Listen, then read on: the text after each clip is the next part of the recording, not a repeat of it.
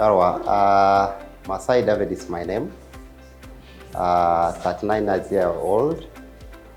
I'm a management scientist with experience in business, largely in the private sector that cuts across microfinance, development finance, and clay financial assets regime, with aspiration of having a critical play in the governance space.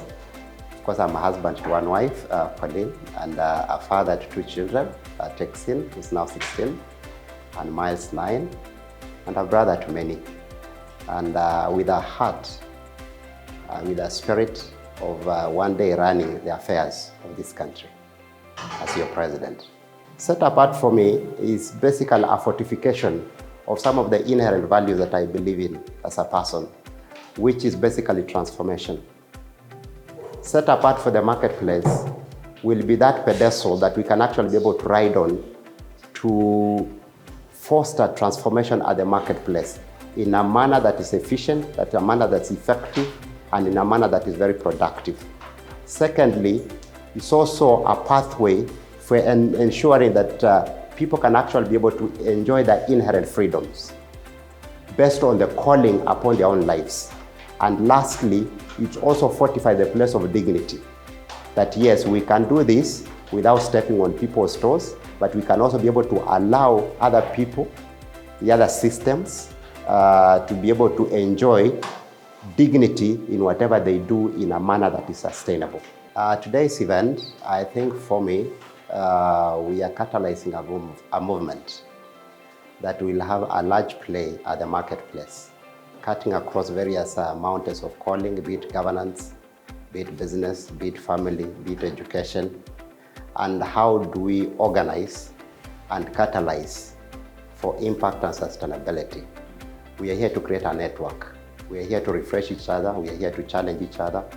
We are here to enlighten each other and foment a path that will actually be able to give life to the next phase of life of this country, the region and Africa, and be able to contribute positively to the community of nations. Shortly, probably medium term to long term. That's our agenda, and we are very keen to see that that happens. We are sowing a seed, and we know in the fullness of time, the nation, the continent, and the world will one day say that which began at Holy Family Basilica has actually been able to spread tentacles across the world, and also be able to contribute something that we can pass on as a legacy to the next generation that is coming after us.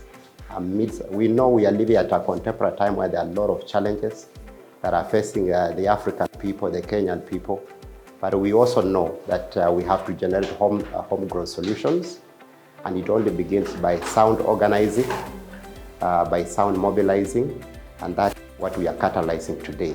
And that's our expectation, to sow a seed that in the fullness of time can actually be able to bring hope, transformation, and freedom that our people critically yearn. We need to understand that our calling is not to self-serve. It's about service to others. And service to others means you have to be ready to sacrifice. You have to be ready to synergize. You must be ready to be audacious and also remain intimate to the one who called you. Once those three metrics are put together, then you can be so sure that there will be the element of sustainability. Because one of the challenges we always suffer is that we are very excited to begin something, but we do not think about sustainability, its impact, and more so about legacy. How do we ensure that this can actually be able to run 100, 1,000 years beyond us? So you always have to ask yourself as an entrepreneur, as a kingdom entrepreneur, what is that value that you're creating today? And how are you protecting that value as a going concern into the future? We have to be very strategic about it. And that means that we have to think about what structures are being put in place, what is the vision that we are tapping into, and what the HR or the people around that drives that strategy. They always say that human capital drives strategy. And that can only be able to happen if we are very clear on the value that we want to offer today, in the medium term, in the long run, and beyond us. What is it that we are doing to ensure that we can actually be able to protect that value?